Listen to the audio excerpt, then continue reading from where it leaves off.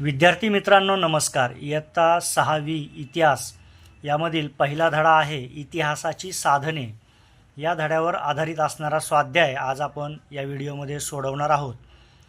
मुख्यतः इतिहासाची जी साधनं असतात त्याविषयीची सर्व माहिती या धड्यामध्ये आपल्याला दिलेली आहे. तर या स्वाध्यायातील सर्व प्रश्न आपण सोडवूया. स्वाध्यायातील पहिला प्रश्न आहे प्रश्न 1 दिलेल्या पर्यायांपैकी योग्य पर्याय निवडून विधाने पूर्ण करा. इथं आपल्याला एक विधान दिलेलं आहे, त्यामध्ये गाळलेली जागा आहे आणि खाली 4 पर्याय दिले आहेत आणि त्यातून आपल्याला योग्य पर्याय निवडून हे विधान किंवा हे वाक्य पूर्ण करायचं आहे. वाक्य पाहूया. वर्धमान महावीर यांची शिकवण टिंबटिंब या ग्रंथातून मिळते. आपल्याला ठाऊक आहे की वर्धमान महावीर यांची शिकवण आगम साहित्य या ग्रंथातून मिळते. त्यामुळे आपण पर्याय क्रमांक क आगम साहित्य हा या ठिकाणी भरलेला आहे. यानंतर दुसरं वाक्य आहे भारतीय इतिहासाची सर्वात प्राचीन साधने म्हणजे टिंबटिंब होय. तर भारतीय इतिहासाची जी काही साधने आहेत त्यातील सर्वात प्राचीन साधन कोणतं ते आपल्याला ओळखायचं आहे. पर्याय दिले आहेत आरण्यके, ब्राह्मण ग्रंथ, वेद आणि उपनिषदे. तर यापैकी वेद हे सर्वात प्राचीन साधन असल्यामुळे आपण या ठिकाणी गाळलेल्या जागी वेद असं लिहिलेलं आहे. यानंतर पुढील प्रश्न आहे योग्य जोड्या लावा. याच्यामध्ये अ गटामध्ये आपल्याला दिलं आहे लिखित साधने, भौतिक साधने आणि मौखिक साधने. ब गटामध्ये दिले आहे लोकगीते, परकीय प्रवाशांनी लिहिलेली प्रवास वर्णने आणि नाणी व शस्त्रास्त्रे. आता लिखित साधने मुख्यतः लिखित साहित्य असतं. यामध्ये परकीय प्रवाशांनी लिहिलेली प्रवास वर्णने याच्याशी त्याची जोडी लागेल, कारण परकीय प्रवाशांनी जे काही वर्णन केलेलं असतं ते लिहिलेलं असतं. त्यामुळे इतिहासाचं हे लिखित साधन आहे, तेव्हा 1ची जोडी ब बरोबर लागेल. यानंतर अमधील 2 आहे भौतिक साधने. यामध्ये अशी साधने असतात की ज्यांना आपण प्रत्यक्ष पाहू शकतो, प्रत्यक्ष स्पर्श करू शकतो. तर इथे नाणी आणि शस्त्रास्त्रे ही इतिहासाची अशी साधनं आहेत की जी प्रत्यक्ष आपण हाताळू शकतो, पाहू शकतो. त्यामुळे ही भौतिक साधनेमध्ये येणार. आणि शेवटी आहे मौखिक साधने.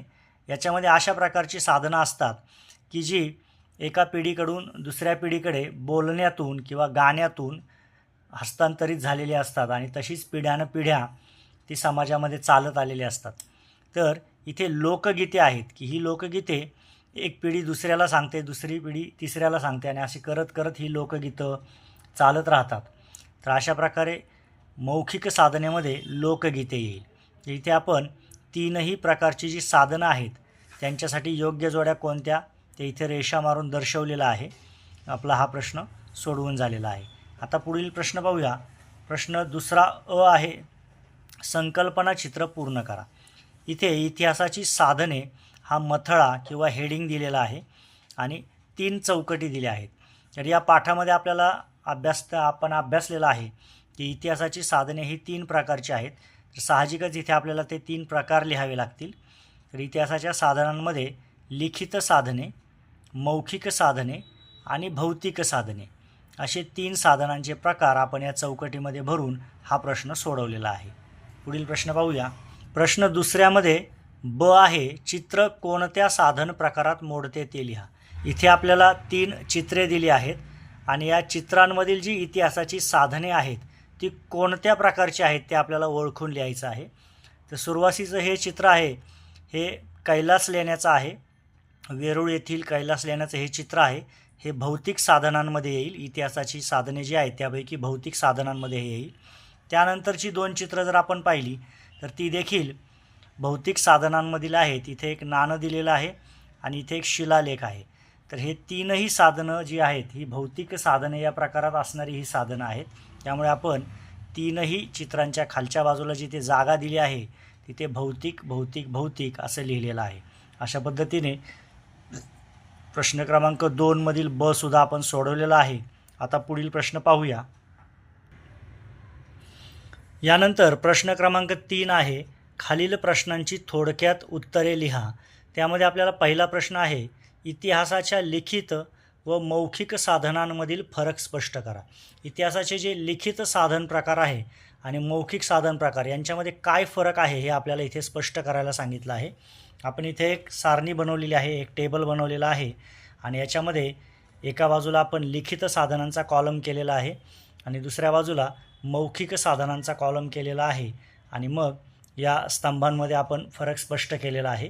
तर लिखित साधनेमध्ये पहिला मुद्दा आपण घेतला आहे, लिहिलेल्या स्वरूपात जी साधने उपलब्ध आहेत त्यांना आपण लिखित साधने म्हणतो.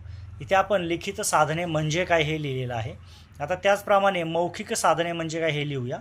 लिहून न ठेवता तोंडी सांगितली जाणारी माहिती म्हणजे मौखिक साधने होय.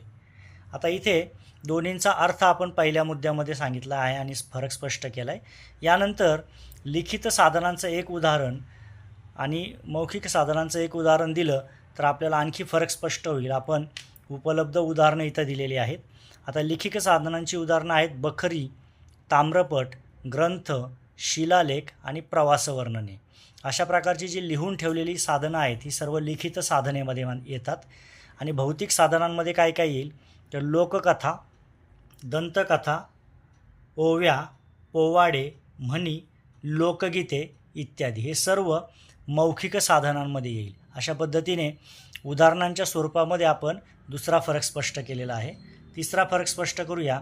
लिखित साधनांमधून त्या काळातील भाषा, लिपी, संस्कृती, राजकीय धोरणे, समाजरचना आणि सामाजिक विचारसरणी यांची माहिती मिळते. आता ही जी लिखित साधनं असतात या लिखित साधनातून आपल्याला काय माहिती मिळते तर ज्या काळामध्ये हे सगळं लिहिलं गेलेलं आहे त्या काळात भाषा कशी होती, तेव्हा कोणती लिपी वापरली जायची, संस्कृती कशाप्रकारे जपली जायची किंवा पाळली जायची, त्यावेळेसचे जे राजे होते त्यांची धोरणं काय होती, त्यावेळेस गावागावात असणारी समाजरचना कशा पद्धतीची होती आणि एकंदर समाजाची विचारसरणी कशी होती, ही सगळी माहिती आपल्याला लिखित साधनांमधून मिळते. मौखिक साधनांमधून काय मिळतं पाहूया. मौखिक साधनांमधून एखाद्या समाजाचा इतिहास, जीवनशैली, सामाजिक घटना, सण उत्सव यांचे वर्णन पिढ्यानपिढ्या जतन झालेले असते. मौखिक साधनांमध्ये साधारणतः लोककथा, दंतकथा, ओव्या, पोवाडे, म्हणी व लोकगीते असतात. हे आपण सुरुवातीला पाहिलं. या सर्वांमधून आपल्याला त्या समाजाचा इतिहास समजतो, त्यावेळेस कशी जीवनशैली होती ते समजते, सामाजिक घटना कळतात. त्याचप्रमाणे सण उत्सव यांचं वर्णनसुद्धा या सगळ्या गाण्यांमध्ये आलेलं असतं. त्यामुळे त्यावेळेस सण उत्सव कशा प्रकारे साजरे केले जात याची माहितीसुद्धा आपल्याला बऱ्याचदा मौखिक साधनांमधून मिळत असते. अशा पद्धतीने इतिहासाची साधनं आपल्याला वेगवेगळ्या पद्धतीने माहिती देत असतात आणि यापैकीच लिखित साधने आणि मौखिक साधने यांच्यातील फरक आपण इथे सारणीमध्ये स्पष्ट केलेला आहे. यानंतर पुढील प्रश्न पाहूया. यातील प्रश्न 2 आहे, भौतिक साधनांची नावे लिहून त्यांचे इतिहासाच्या अभ्यासातील महत्त्व लिहा. त्यांचे इतिहासाच्या अभ्यासातील महत्त्व लिहा. आता जी साधने आहेत इतिहासाची त्यामध्ये 3 साधने आहेत, भौतिक साधने, लिखित साधने आणि मौखिक साधने. यापैकी भौतिक साधनांवर आधारित हा प्रश्न आहे. यामध्ये भौतिक साधनांची नावे आपल्याला विचारली आहेत आणि त्याचबरोबर इतिहासाच्या अभ्यासामध्ये या भौतिक साधनांचं काय महत्त्व आहे हे आपल्याला स्पष्ट करायचं आहे. तर याचं आपण उत्तर पाहूया. भौतिक साधने म्हणजे जी आपण डोळ्यांनी पाहू शकतो आणि हाताने स्पर्श करू शकतो अशी साधने. याचा अर्थ व्यवस्थित समजून घ्या. एखादं जुन्या काळातील नाणं आहे इतिहासातील तर ते आपण स्पर्श करू शकतो, पाहू शकतो. परंतु मौखिक साधनांमध्ये जर एखादा पोवाडा असेल जो अनेक वर्षांपासून गायला जात आहे तर तो आपण स्पर्श करू शकत नाही. तो फक्त एका पिढीकडून दुसऱ्या पिढीकडे माहितीने आलेला असतो. परंतु जी साधने आपण प्रत्यक्ष पाहू शकतो, स्पर्श करू शकतो अशा सर्व साधनांना भौतिक साधने असे म्हणतात. हे पहिल्यांदा आपण स्पष्ट केलं. यामध्ये शिलालेख, ताम्रपट, जुनी नाणी, शस्त्रे, भांडी, दगडी किंवा धातूच्या मूर्ती, जुन्या इमारती, किल्ले, मंदिरे, पाणवठे इत्यादींचा समावेश असतो. म्हणजे जवळजवळ सर्वच भौतिक वस्तू ज्या इतिहासाशी संबंधित आहेत त्या या भौतिक साधनांमध्ये येतात आणि आपल्या लक्षात येईल की या भौतिक साधनांच्याद्वारेच आपल्याला मोठ्या प्रमाणावर इतिहासाची माहिती मिळत असते. आता ही माहिती आपल्याला कशी मिळते आणि या भौतिक साधनांचं इतिहासातील कसं महत्त्व आहे ते आपण लिहूया. भौतिक साधनांचा वापर इतिहासाच्या अभ्यासात फार महत्त्वाचा असतो. भौतिक साधने त्या काळातील माणसांचे जीवन, संस्कृती, परंपरा, खेळ, कला आणि विज्ञान यांची माहिती देतात. ही साधने इतिहास संशोधनात प्राथमिक साधने म्हणून मानली जातात. आपल्या लक्षात येईल की इतिहासाची जी साधने आहेत त्यामध्ये या भौतिक साधनांचं खूप महत्त्व आहे आणि इतिहासाच्या संशोधनामध्ये प्राथमिक साधने म्हणून ही मानली जातात, म्हणजेच सर्वात महत्त्वाची साधनं म्हणून या भौतिक साधनांचं महत्त्व आहे. या ठिकाणी आपण दुसऱ्या प्रश्नाचं उत्तर लिहिलेलं आहे. प्रश्न क्रमांक 3 पाहूया. प्रश्न क्रमांक 3 आहे, आधुनिक काळातील कोणती साधने भविष्यातील पिढ्यांना इतिहास सांगू शकेल ते लिहा. आत्ताच्या आधुनिक काळामध्ये वेगवेगळी साधने आपण वापरत असतो आणि अनेक वर्षांनंतर या साधनांद्वारे आजचा जो काळ होता तो कसा होता हे पुढील पिढ्यांना कळणार आहे. त्या दृष्टीने हा प्रश्न विचारला आहे की आत्ताच्या काळामधील आधुनिक काळामधील कोणती साधनं भविष्यातील पिढ्यांना इतिहास सांगू शकतील. तर चित्रपट, वृत्तपत्र, मासिके, फोटो, व्हिडिओ, ऑडिओ रेकॉर्डिंग, संगणक व इंटरनेट यासारखी डिजिटल माध्यमे अशी आधुनिक काळातील साधने भविष्य काळातील पिढ्यांना इतिहास सांगू शकतील. तर आत्ताची ही सर्व साधने आहेत की जी माहिती प्रसारित करत असतात. ही सर्व साधने माहिती साठवून ठेवतील आणि हीच माहिती पुढील पिढ्या पाहतील. यावरून आजचा इतिहास, आधुनिक काळातील सर्व इतिहास त्यांना कळणार आहे. अशा पद्धतीने आपण या तिसऱ्या प्रश्नाचं उत्तर इथे लिहिलेलं आहे. पुढील प्रश्न पाहूया. यानंतर प्रश्न 4 आहे, एखादी जुनी वस्तू जसे मूर्ती, राजमुद्रा, नाणी, भांडी, दागिने, कागदपत्रे, खेळणी इत्यादीवरून मानवी जीवनातील बदलाची कोणती माहिती मिळते ते लिहा. या सर्व वस्तूंमधून मानवी जीवनाची कोणती माहिती आपल्याला मिळते, मानवी जीवनामध्ये कसे बदल होत गेले याविषयी काय माहिती कशी मिळते हे आपल्याला लिहायचं आहे. उत्तर पाहूया. जुनी नाणी किंवा मुद्रा यांच्या आधारे त्या काळातील अर्थव्यवस्था, राज्यकर्त्यांची नावे, धार्मिक परंपरा, कला यांची माहिती मिळते. तसेच त्या काळातील माणसांचे जीवन, संस्कृती, परंपरा, खेळ, कला, विज्ञान यांची माहिती मिळते. तर ही सर्व माहिती आपल्याला जुन्या वस्तू जसे मूर्ती, राजमुद्रा, नाणी, भांडी यातून मिळत असते. हे आपण इथे स्पष्ट केलेलं आहे. पुढील प्रश्न पाहूया. यानंतर प्रश्न 4 ब आहे, पुढील तक्ता पूर्ण करा. या ठिकाणी आपल्याला 3 स्तंभांचा एक तक्ता दिला आहे. शहराचे नाव, वस्तू संग्रहालयाचे नाव आणि त्याचं वैशिष्ट्य. पहिल्यांदा मुंबई दिलेला आहे. आता मुंबई या ठिकाणी वस्तू संग्रहालय आहे, छत्रपती शिवाजी महाराज वस्तू संग्रहालय, आणि या संग्रहालयाचं वैशिष्ट्य आहे भारताच्या इतिहासाशी संबंधित अनेक वस्तू इथे संग्रहित आहेत. यानंतर पुढे आपल्याला राजा दिनकर केळकर संग्रहालय दिलं आहे. हे कुठे आहे तर शहराचं नाव आपण इथे पुणे लिहिलेलं आहे. आणि याच्यामध्ये काय आहे तर पूर्वीच्या काळातील लोकांच्या जीवनशैलीचे दर्शन घडवतात.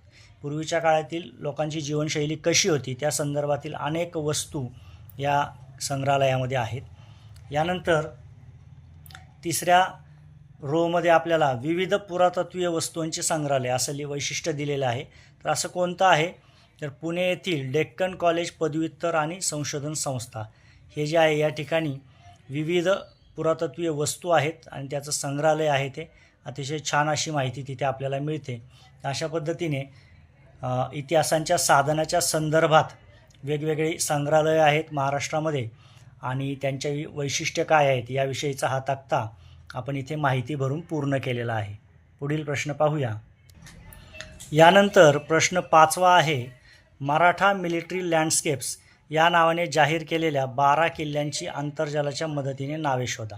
तर मराठा मिलिटरी लँडस्केप्स या नावाने 12 किल्ल्यांची नावे जाहीर केलेली आहेत आणि ही नावे या कोड्यामध्ये लिहिलेली आहेत. तर ही आपल्याला शोधून त्यांना अशा प्रकारे चौकट करायची आहे. आपण इथे चौकटी केलेल्या आहेत 12 किल्ल्यांच्या नावांना आणि ह्या सर्व किल्ल्यांची नावे आपण इथे खाली लिहिलेली आहेत. ते किल्ले पाहूया. पहिला जो किल्ला आहे तो रायगड आपल्याला दिलेला आहे.